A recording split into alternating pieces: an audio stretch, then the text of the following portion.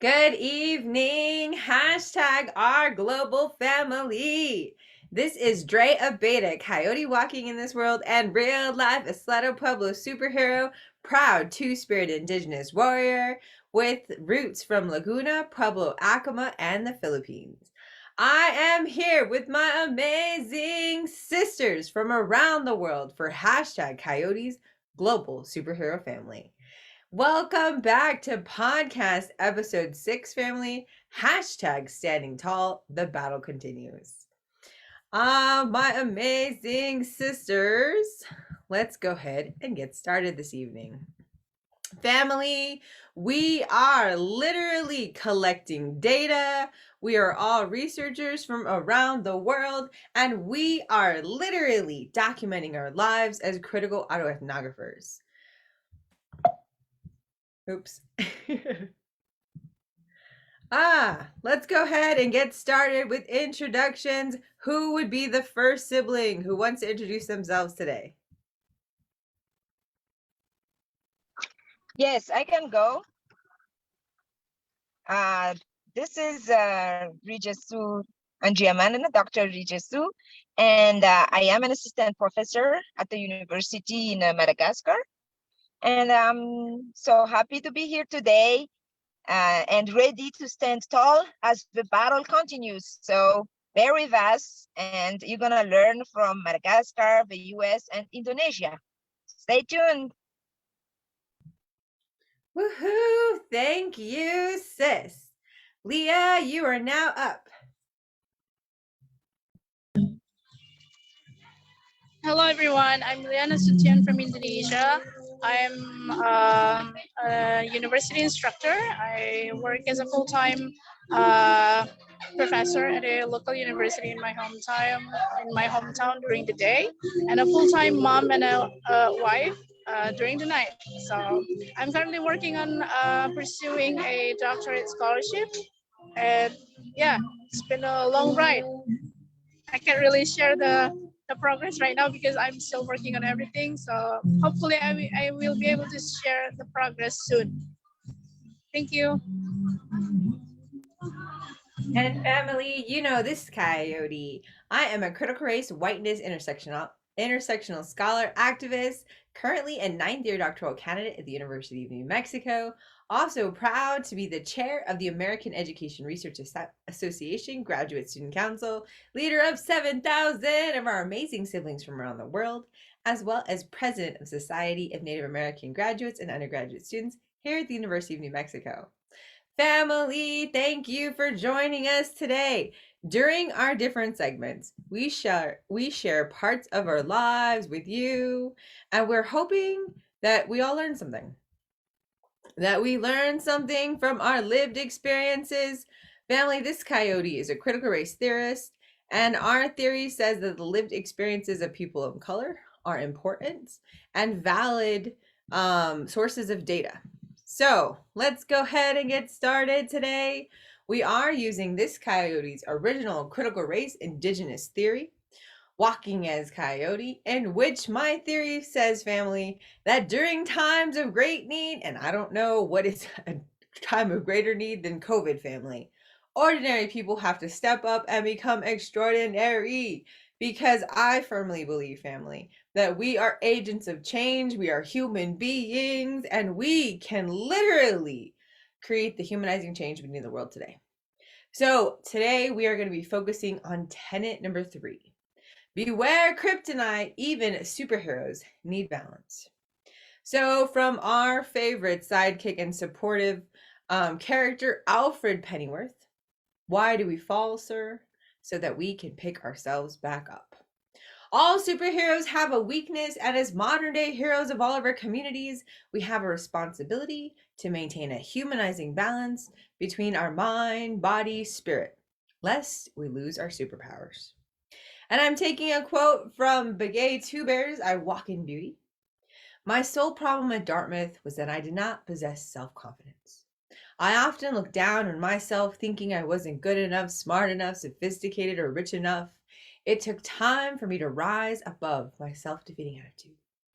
And family, as her amazing story when she's talking about her journey and her journey of self-discovery and her proud indigenous identity. We then become superpowers. We then become superheroes, family, when we are able to draw strength, draw courage from who we are, and literally use the support of our family and friends to do the work, family, to do the work that we need in this world. Before we go ahead and get started with our first segment, family, we are also a community of spirituality. Each one of us has a deep spiritual relationship, and it's an important part of our lives. As you know, this coyote is pastor of Coyote's Lodge, House of Spirituality, Critical Race Theory, and Medical Marijuana. Our services are right here on Facebook, family, every other Wednesday. So please allow us to go ahead and start our podcast today by connecting with the spiritual. And when this coyote prays, family, I am talking to my ancestors, my grandparents, my aunties, my uncles, and those who have gone before us. I draw comfort and strength in knowing that I'm asking for their guidance as our modern day warrior. So join us, family. And if you do not pray, that is perfectly fine. Set an intention for your life as we continue being modern day warriors.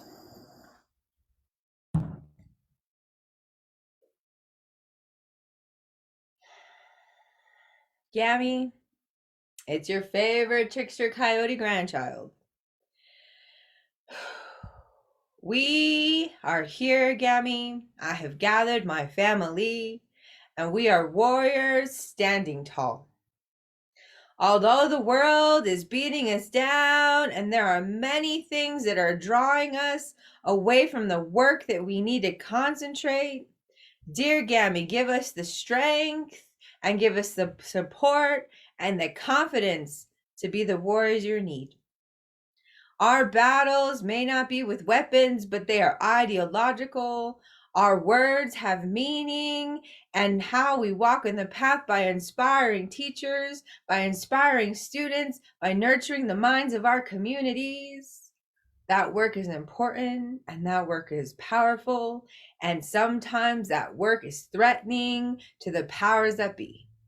So allow our people to be strong, to stand tall, and to remain determined and confident in the knowledge that they do the work of our peoples. Lift us up, Gammy, and I remember you were a strong, confident warrior woman, and you were a tall tree in which we could find safety and security. Allow my sisters, my brothers, my siblings around the world who are your warriors today to draw from that same strength, to have that same resiliency, and to do what they need to do during these dark times of COVID, during these times of uncertainty. May they have the strength to shine through, because our people need our leaders to stand forth. Thank you, Gammy, and may you rest in peace. Dear Papa, I love you and I miss you. And as the holidays come around, we are surrounded by family and friends, and yet we are reminded that that is a privilege. That to have safety and security and a roof over our head and food in our pantries and in our bellies is something that not everyone has the safety of right now. That food insecurity and homelessness have always been problems of any of our societies, and that we are striving to lift up all of our peoples. So, dear Papa, allow us, if we have the privilege and safety and security, to make sure that our loved ones know how much we care for them, and for us to not take it for granted. And for those of us who are insecure or who have not had that same security, allow them to have hope, allow them to have someone to help lift them up so that they also may be safe. So, dear Papa, thank you for being that safe and that security and that love for this coyote. May you send that same blessing on all of our community members, and may you rest in peace. And to my great-great-grandpa Pablo Abeita, true revolutionary and a subtle public statesman, Open the ears, open the hearts, and open the minds of our leaders, statesmen, politicians, and allow us to create laws and policies that serve our people and lift us up and tear down the dehumanizing situations that hold our people in modern day bondage. To all of our aunties, uncles, cousins, papas, adopted in blood who have gone before us but treated us with human respect and dignity, may you all rest in peace and send your blessings on all of your children today as we strive to be worthy of your memory as your modern warriors and children. Thank you, family. Would anyone like to add to our blessing this evening?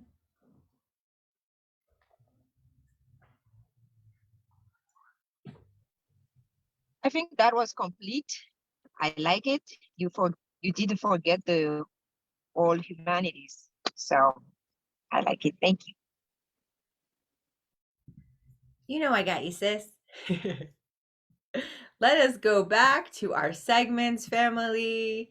We go through several different segments as we share our histories with you, as we share our lives with you. And the first segment this evening is our superhero check-in. Each one of our amazing superheroes from around the world is going to talk about their hashtag battle of the week, as well as their hashtag superhero moment. So during this segment, family, we talk about our up and our down. And yes, we are still remembering that we have to stand tall. Who would like to get us started this evening? I can start. Okay. Yes. Hi, global family. This is Rijasoa from Madagascar. And for the first point, my battle of the week is getting stable. Because as I shared earlier with my sister Dre, the pandemic and post-pandemic era is very hard. So we have some, minor or mild health issues, and I didn't feel well. I think it's more of fatigue, right? Exhaustion, and yeah. But I'm here. That's the thing is, I'm here. I tried to get a lot of vitamins and some, you know, uh, uh, supplement that make me strong, and I'm moving on. So I'm thankful. I'm still here, and we can do this. We need to stand tall. Thank you.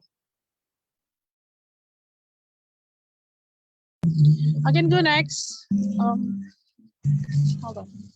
So this week has been like a lot of uh, stress to me because I'm dealing with a lot of deadlines. I'm catching up with a lot of deadlines the past 2 weeks actually. So like the students are having their midterm exams, and I'm busy, grading students' papers and reporting them to the faculty.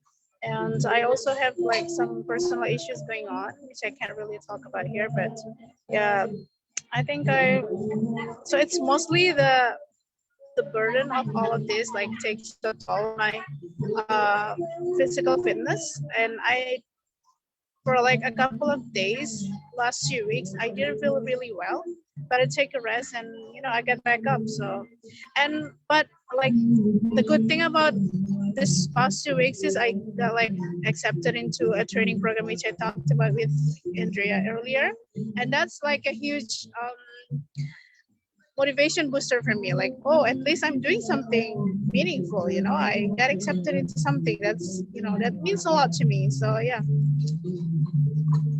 that's it from me.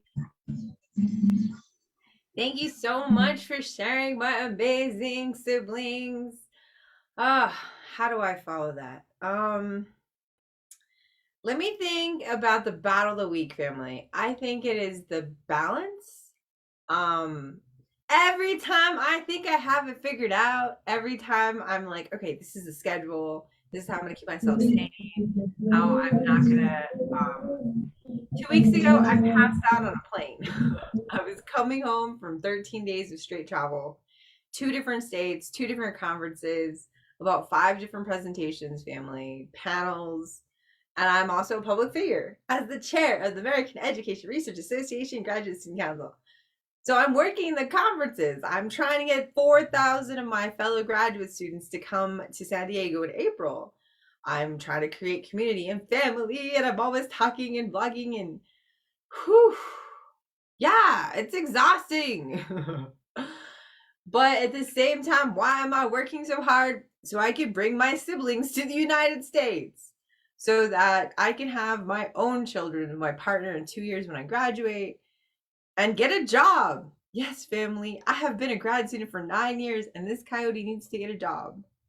So how do I not kill myself but still do the work that I need to do, right? Because it's scary right now. There's a lot of uncertainty, and my partner and I always talk about inherited privilege as second-generation college graduates. We're both Native American, but yes, our privilege does matter, family, and we're realizing that all of this you see is inherited. I have the privilege to work 9 years on a PhD program because my family, my partner, has a good paying job as an Ivy League graduate. And that's what I think America does a really good job of disguising, family, is they attribute personal success to this bootstrapping mentality.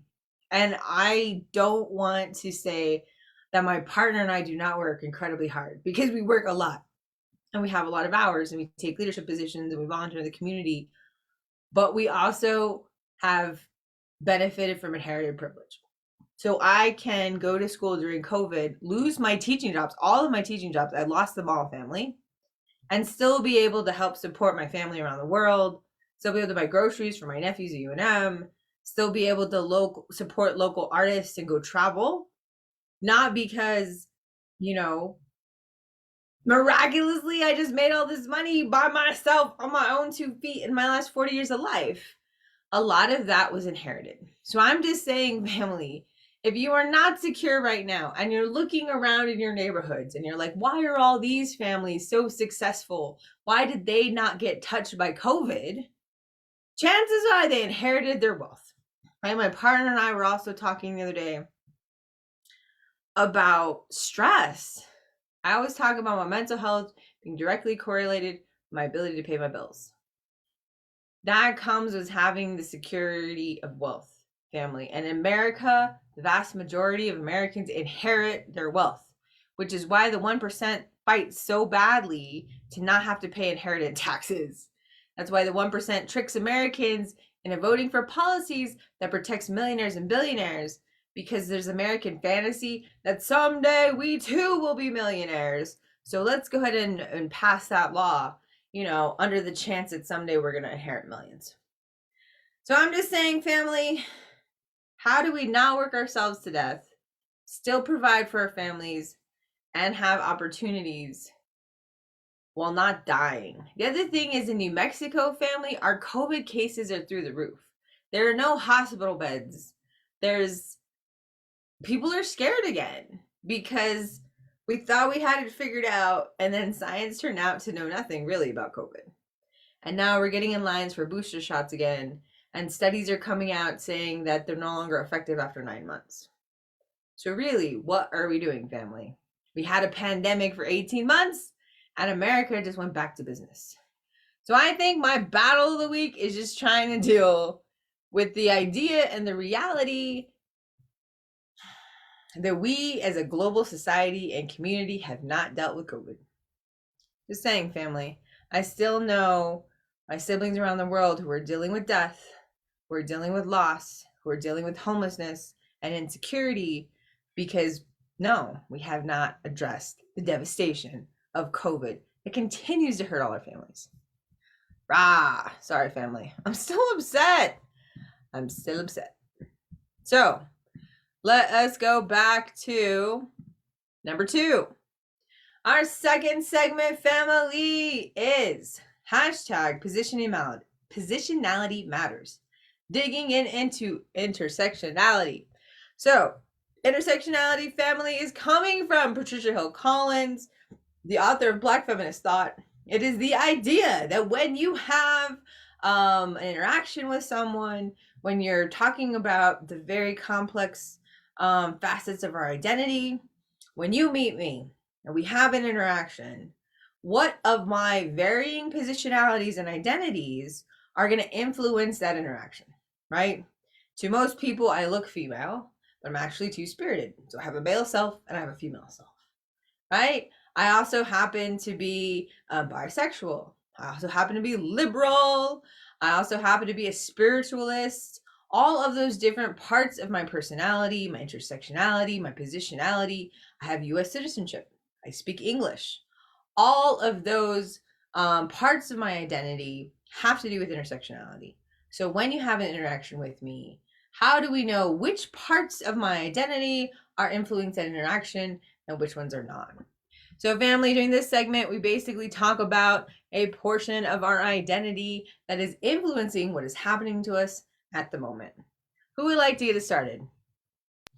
Can you hear me? Hello, can you hear me? Yes, okay. I'm now in my bus and I'm trying to speak as loud as possible, but not bothering other people. So, my identity.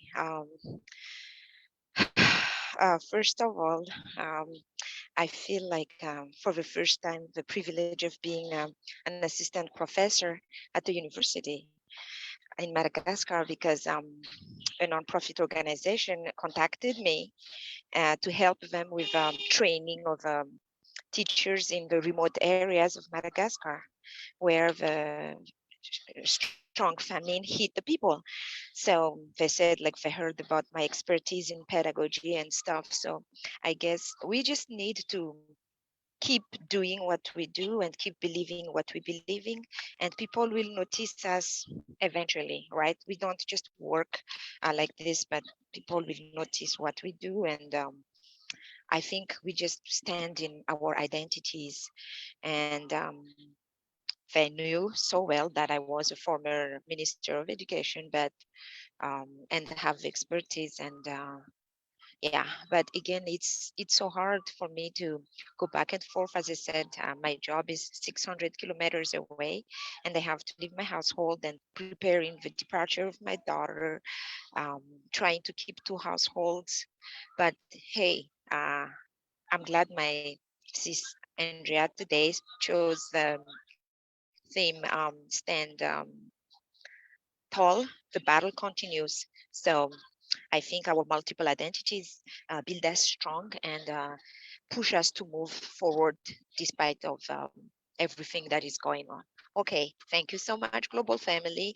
I give the floor to the next sister. Thank you. I can continue. All right. So, as someone who has multiple identities as well, overlapping identities, I feel like, some part of my identities influence the other parts, and influence my ability to take certain decisions in my life as well. I'm sorry, the music is that too loud? So, okay.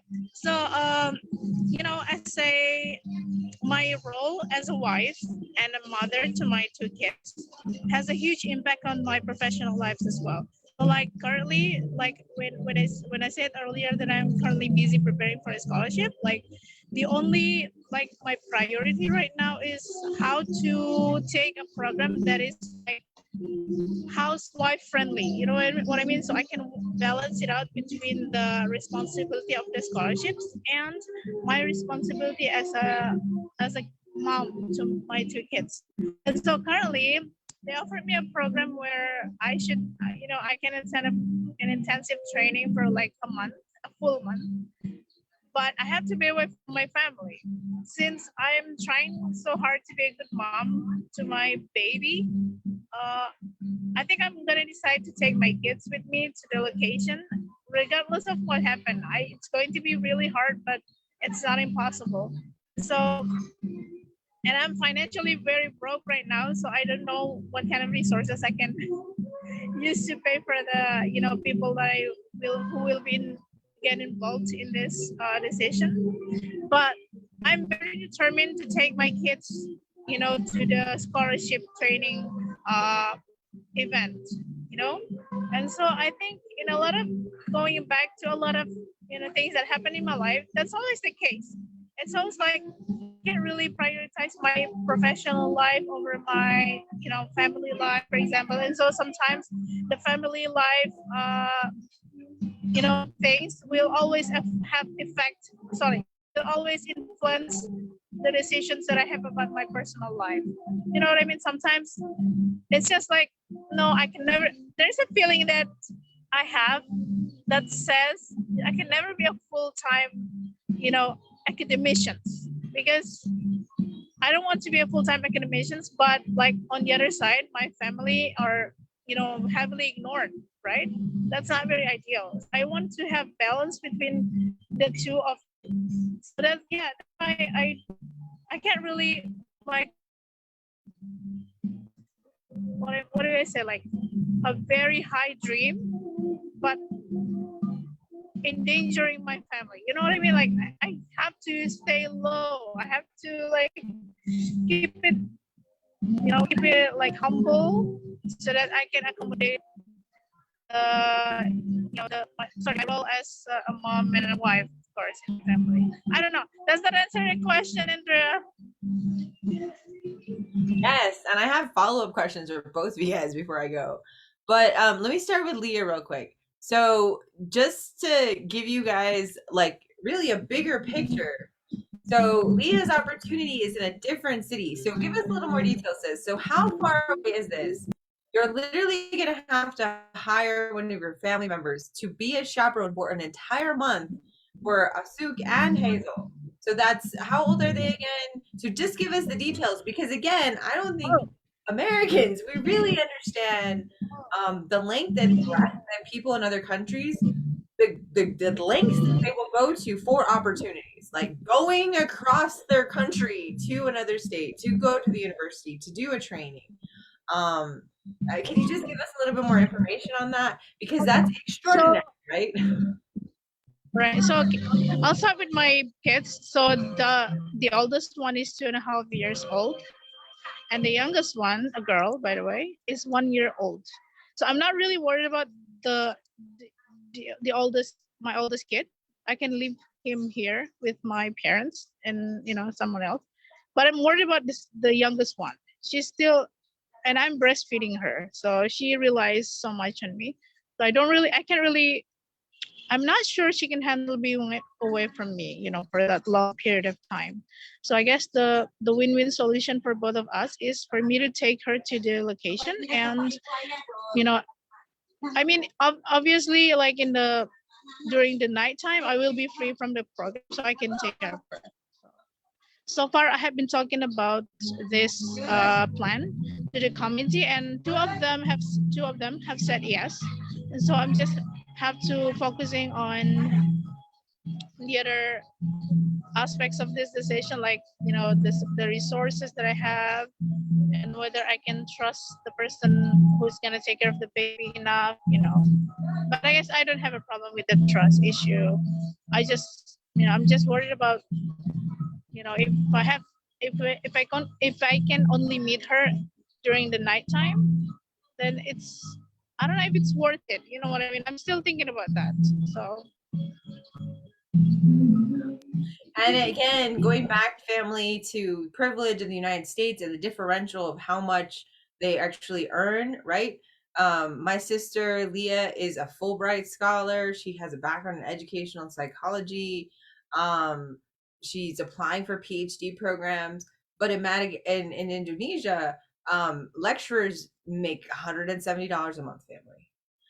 And so what she's actually talking about is giving up half a month's salary to literally find someone to come take care of her child while she goes to another city to pursue this training program for a month. Imagine that, family. In the United States, an American, right, again, depending on your class, family, you could be making $1,000 a month, you could be making $3,000 a month, but half of your salary, could you and would you give it up to have someone, to hire someone to make sure that you had an opportunity, right? That is huge. That's a huge sacrifice, family. And I'm just saying, as a privileged American, I'm not sure if you know, if I could have that grit. So I'm just saying, kudos, sister, to really figuring out how to be a warrior mom, a scholar, and to find those opportunities. Um, thank you so much. Rija, I had to go back. Sis, you're on a bus. Like with us Americans, you know, we get in a car, we'll get in a plane, and we'll go off. When you say 600 kilometers, my American brain says I have no idea how far that is. So, can you give us a little bit more background? Like, how far are you actually traveling? You go back and forth to the capital all the time. Is that like jumping in your car and going to Santa Fe for 45 minutes?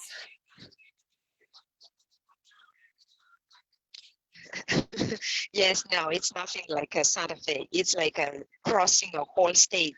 It's a 12 hours road trip. So I live at about 6:30. So we live in Tana, in the capital city. We live kind of in the suburb, and then I didn't go all the way to the bus station, but I am picked up here next to where we live. So my husband just dropped me off next to a gas station, and then I hopped in, and then now I don't know how long are we gonna have the connection. So I do this. I work for 2 or 3 weeks, and then I go back to my family. So over there, I rent a place which is close to my workplace. I can't live with my sisters because they live far away, and I teach from 7:30 until 12:30. And then sometimes when students want to continue, I continue until 1:10, and then I have to go back at 2 and finish at 5. So that's for 3 weeks. That's why I got exhausted. So now I'm gonna change that rhythm. When it's 12:30, I need to cut the lesson because it's a good discussion. It's the first time that the students get involved. It's not a lecture style. It's not that I'm showing off my knowledge. It's something that the first time I felt valued. It's not that, yeah, I can say American style, right? Like more of discussion based, more of I put only 2 rules in my classroom. The first rule is liberatory practice. You are free. You are not nobody's the judge. You are free to express yourself. And second rule is uh, collaborative aspect. You need to work in pair. In Madagascar, education used to be something for yourself. You need to fight for yourself. And they said, no, you do pair work, you give feedback. And that's the first time they experienced that. And at 12:30, people, they don't feel like they want to eat. So anyway, I love my job. This is something I love so much. And as soon as I felt better, I left last week. Saturday last week, and then I come back again last week to start Monday, because this bus only runs during the daytime. So this is what is called the first class bus. So it is about $25 fare, and the regular fare is about 1/3 of that.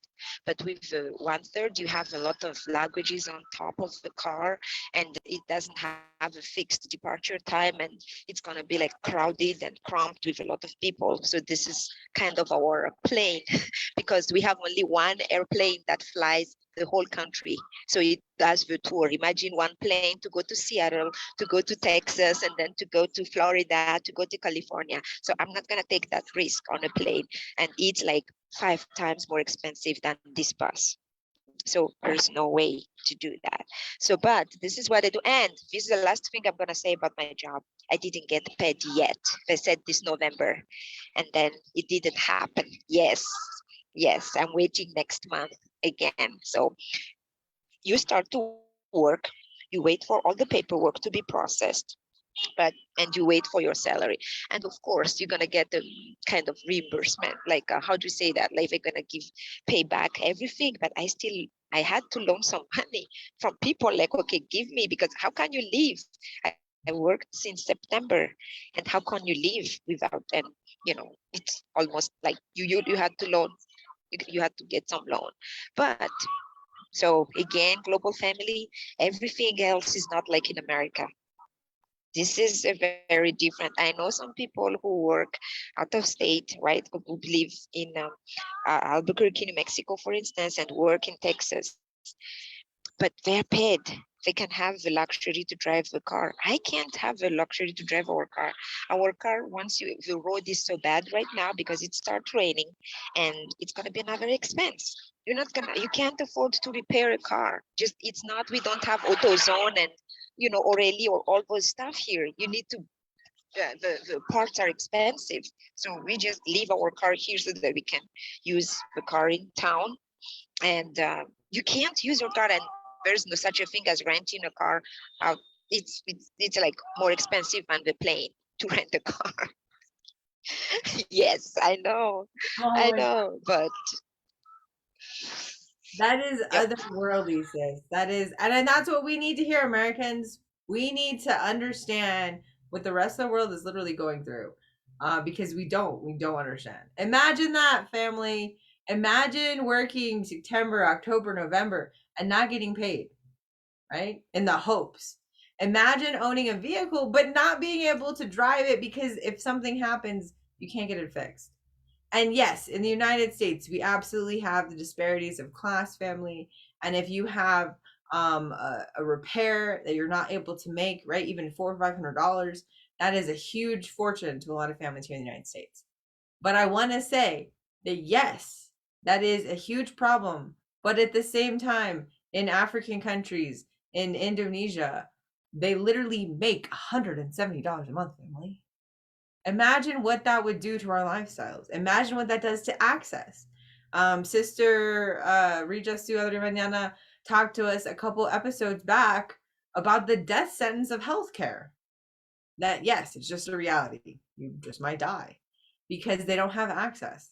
Sis, did you seriously say there's one plane for the entire country? that's correct. One plane. That's correct. One a small plane. It's not a big one. Small plane, and because of the airline company goes bankrupt, right? So we have like a state-owned, or how do you say that, a country-owned airplane. I mean, airline company. It used to have like 20 planes, but due to the poor management, there's one plane left, and it starts early in the morning and go through different cities and different and then until in the evening. So, and then the next time it's going to be like that. So that's for the interior. Yes, yes. And it's hard to get in. Very expensive. And it's only for, for those who can afford. Yeah, very. And yep. So, yeah, my friend last week, she rode the plane. She took the plane, and I was supposed to pick her up in my hometown, and I asked her, and she said, "Well, the plane was delayed. The flight was delayed, and then when I picked her up with my sister, she said, like, oh, there was a mechanical problem, and they had to fix it, and then we waited, and it was like, you knew there was a mechanical problem, and you still there, right on the plane?" And she said, "Well, I had no choice because I didn't want to do the 12 hours trip." And I was like, "Oh, now." I I'm good with my 12 hours trip. I'm okay because we can't move to my hometown where I work at this point because my son there's only is still going to school. He's in high school, and there's no English speaking school except in this town. Can you believe that in the whole Madagascar? There's only here in the capital city because people usually use the French speaking school, and we need to choose between living Ruju alone here and we move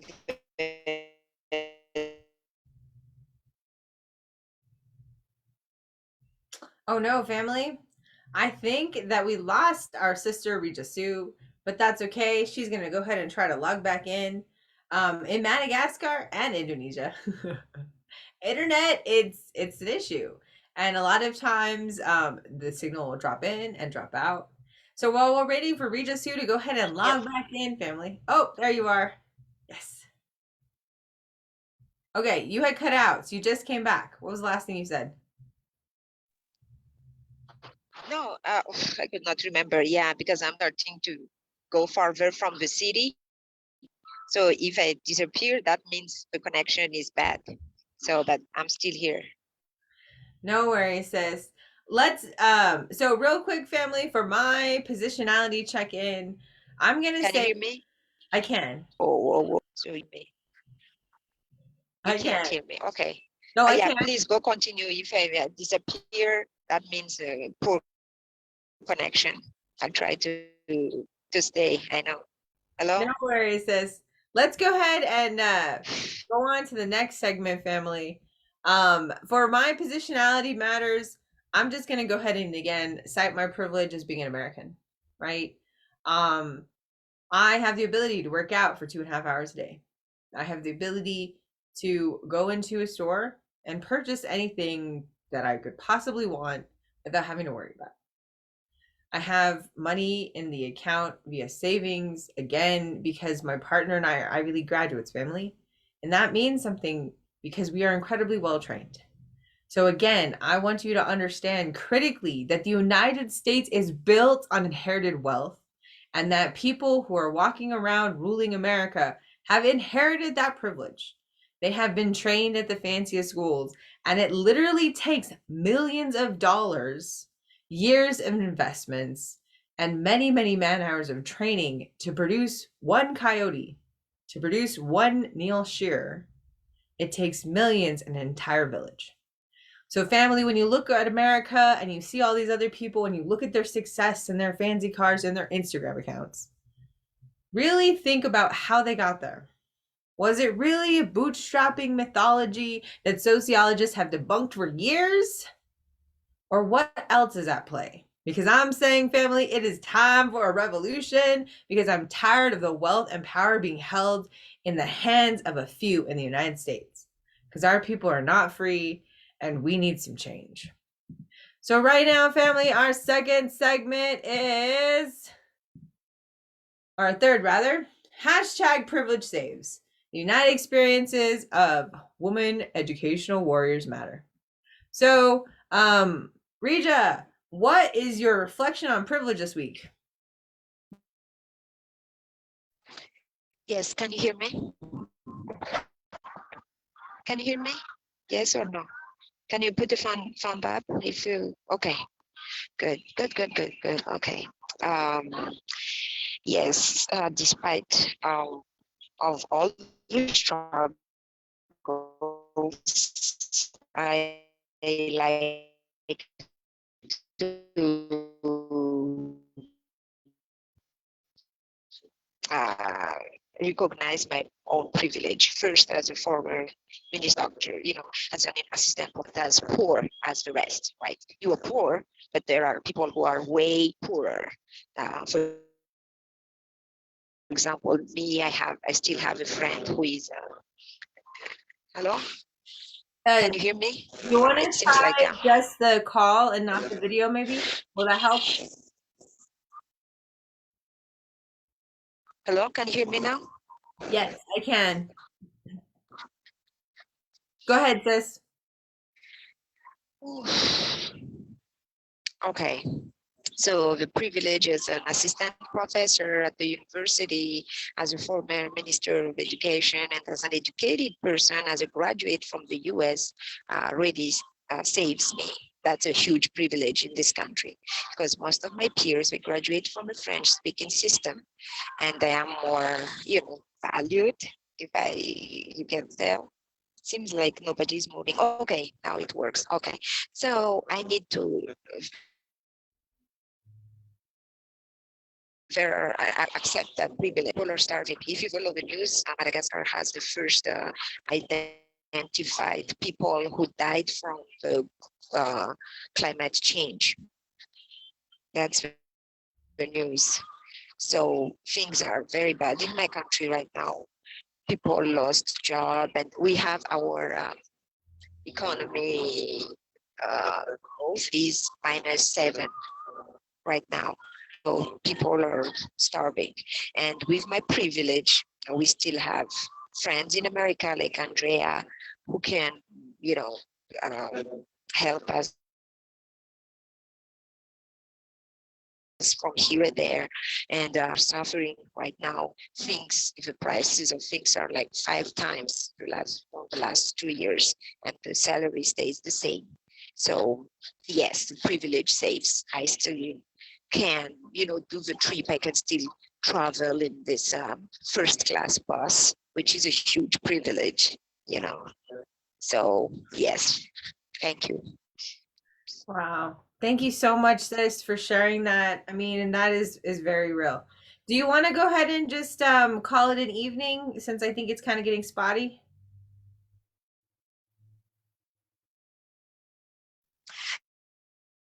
Yes. I think because I would like to thank for this opportunity. Sorry, I'm on the road. As I said, it's not like in the US, like everywhere is covered. No, it's not like that. It depends. And this is the capital city of Madagascar, and maybe less than half an hour away from the capital city, and the network is already bad. We have a poor connection. So sorry, I have to leave and let you guys continue this time. Bye, Mrs. Liah. No. Bye, Sis Drea. Oh, So I'll we let you lost her continue. too. We already lost her a long time ago, actually. I think it's just fate. Oh, We appreciate you, sis. I love you. Give my love to everyone. I can't wait to see my niece, Rootsie. But we'll see you again in 2 weeks. I love you. okay. We'll see you. Bye-bye. Oh, Liah just came back, family. So that was our sister Rijasoa, and right now our sister Liah is signing back on. So let's go ahead and continue the fun. Hey sis, can you hear me? I think she's still connecting, family. But the last segment that we were talking about at the moment was how privilege saves, family. And again, this coyote is always talking about the privilege that I have from my family. I'm literally doing 9 years on a PhD, family, which would not have been possible without the support and love of my family. Literally, this coyote makes $20,000 a year, family. I cobbled together my GA ships, my contract classes, and adjunct, literally at 2,800, 24 to 2,800 a class over 16 weeks, family. That is not a lot of money. Graduate assistants at the University of New Mexico make $14,000 a year. And that is for 80 hours of this coyote's labor. So I'm just saying, family, how many people can afford to pursue a PhD? You literally have to be independently wealthy. So that calls for us to make some change, especially when comes January, when our student loans are going to go back into repayment. So family, I'm just saying, let's start that revolution now. Liah, sis, can you hear me?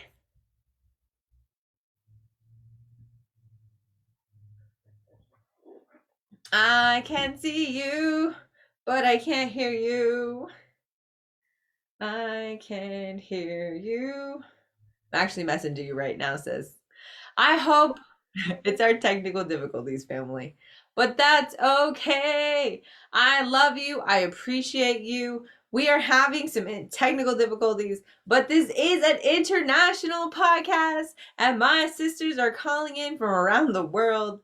It is again, well, now it's 6:30 a.m. in Madagascar, and it is now 10:30 a.m. in Indonesia, while it is 9:30 at night here in Albuquerque, New Mexico. Thank you so much, family, for being witnesses to our personal acts of activism and advocacy in this world as scholar activist revolutionaries. Y'all have a wonderful evening. This coyote is off to go cause trouble. You know me somewhere else. Love you all. Have a good night.